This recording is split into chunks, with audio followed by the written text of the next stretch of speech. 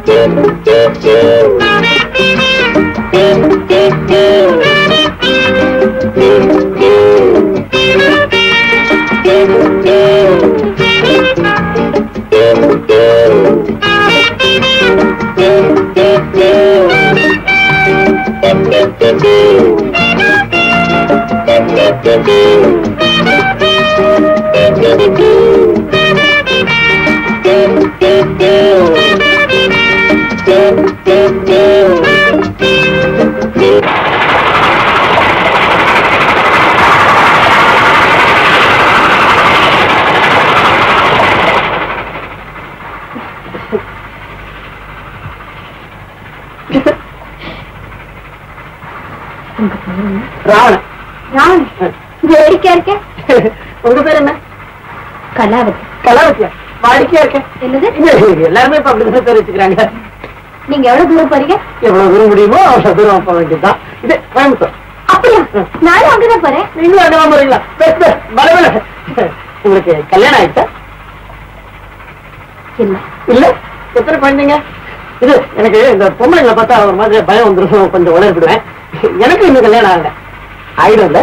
சரி சரி சரி, என்ன பெரிய தொந்தரவா போச்சு. இந்தப்பா கொஞ்ச நேரம் பேசாம இருக்க மாட்டீங்களா? உங்களுக்கு என்ன வயசாகுது? 50. 50 ஆகுது இல்ல? அதான் காரணம். உங்களுக்கு இதெல்லாம் புரியாது, பேசாம இருக்கு. இங்க என்னால ஒரு எழுத்து கூட படிக்க முடியலப்பா. அதுக்கு நான் என்ன சாட்சி?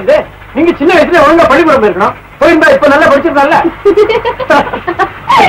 எப்படி சிரிக்குது பாருங்க சார். எப்படி சிரிக்குது பாருங்க சார். உங்களால இதை ரசிக்க முடியுதா? முடியாது. காரணம் வயசு 50 years. நீங்க ரொம்ப தமாஷா பேசுறீங்க.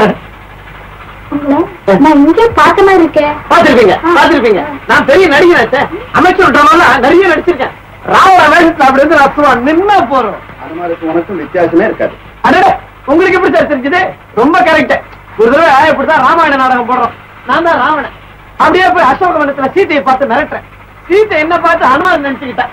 அனுமான் நினைச்சுக்கிட்டு ஓரத்தை கேட்டு எங்கையில கொடுத்து கொண்டு போய் ராமன் கிட்ட கொடுறான். ஒரே கன்ஃபியூஷன். நல்ல சக்சஸ் சார். இது வரைக்கும் இந்த மாதிரி ராமாயண நாடகம் யாருமே போட்டது கிடையாது சார். வேற யாரும் போட்டுக்க முடியாதுப்பா.